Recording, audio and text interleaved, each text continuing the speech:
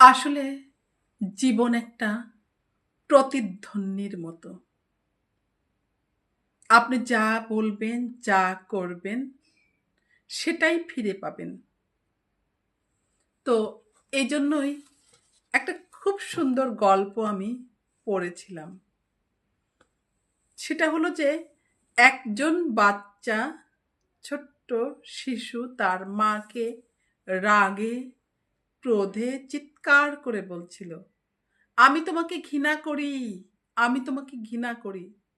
তো মা তার দিকে তাকাতেই সে ভয়ে দৌড়ে পালিয়ে একটা পাহাড়ের কাছে যেয়ে আরো জোরে জোরে চিৎকার করে বলছিল, "আমি তোমাকে ঘৃণা করি, আমি তোমাকে ঘৃণা করি।" ঠিক পাহাড়েও প্রতিধ্বনি তুলে সেটাই বলছিল, "আমি তোমাকে ঘৃণা করি।" তখন শিশুটি ভয়ে দৌড়ে আবার মায়ের কাছে চলে আসে। এসে বলে, "মা চলো পাহাড়ের কাছে। দেখো, পাহাড় আমি তোমাকে ঘৃণা করি বলেছি, তুমি কিছু বলোনি। কিন্তু পাহাড় আমাকে বলছে সে আমাকে ঘৃণা করে।" তখন মা বলল, "তুমি বলো আমি তোমাকে ভালোবাসি।"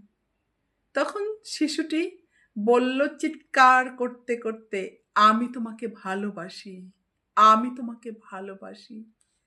ঠিক পাহাড়ের চূড়া থেকেও ধ্বনি আসলো, "আমি তোমাকে ভালোবাসি।"